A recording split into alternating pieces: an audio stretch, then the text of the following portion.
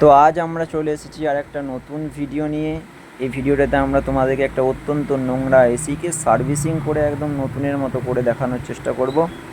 চলো তোমাদেরকে দেখিয়ে দিচ্ছি। দেখতেই পাচ্ছ ইনডোরের অবস্থা, আর ব্লোয়ারটা তাও মোটামুটি ঠিকঠাক পরিস্থিতিতে আছে, কিন্তু ব্যাক সাইডের নোংরা দেখলে তোমরা অবাক হয়ে যাবে। দেখতেই পাচ্ছ কীরকম মাটির মতো জমে গেছে একদম নোংরা। আর আউটডোরটারও সেম পরিস্থিতি। তোমাদেরকে দেখিয়েই দিই, আগে আউটডোরটাকেও দেখিয়ে দিই। চলো, তোমরা হয়তো ক্যামেরাতে বুঝতে একটু প্রবলেম হচ্ছে তোমাদের, কিন্তু নোংরা তো আছে বস, পরিষ্কার করলেই তোমরা বুঝতে পারবে। তো এখন এটাকে আমরা জেট পাম্প দিয়ে ভালো করে পরিষ্কার করবো। চলো দেখিয়ে দিই তোমাদেরকে। দেখতে পাচ্ছ কত নোংরা বেরোচ্ছে। ইনডোরটাতেও এর থেকে অনেক বেশি নোংরা ছিল। ইনডোরের ক্যাবিনেটগুলো আমরা পার্ট খুলে আগেই পরিষ্কার করে নিয়েছি।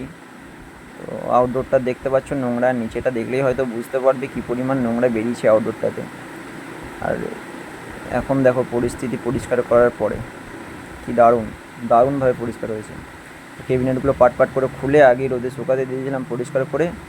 তো এখন দেখো আগেকার পরিস্থিতি আর এখনকার পরিস্থিতি কত ডিফারেন্স দেখো। একদম একদম চকচক হয়ে গেছে। ইনডোরটাও দেখতে পাচ্ছ তোমরা। আর এটা আর একটা প্রবলেম ছিল, ওয়াটার লিকেজের প্রবলেম, সেটাও আমরা ফিক্স করে দিলাম। ঠিক আছে, আর আশা করি কাস্টমারের এই প্রবলেমটা আর আসবে না। হ্যাঁ, ড্রেন লাইন ব্লক ছিল। তো এখন এভাবে আমরা আমাদের কাজ করে থাকি। যদি তোমাদের প্রয়োজন পড়ে অবশ্যই আমাদের সাথে যোগাযোগ করবে। ডেসক্রিপশন বক্সে নাম্বার দেওয়া আছে।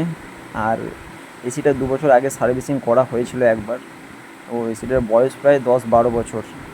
হ্যাঁ, এই জন্যই আমরা বলি রেগুলার একটা সার্ভিস করালে এসির লাইফ আর এসির কুলিং দুটোই ভালো থাকে। ঠিক আছে, আবার দেখা হবে নেক্সট ভিডিওতে। তো তার আগে একবার নোংরা জলটা দেখিয়ে দিই তোমাদেরকে। আর এখন কুলিং আগের থেকে অনেক অনেক বেটার হয়ে গেছে। তো টাটা, আবার দেখা হবে পরের ভিডিওয়।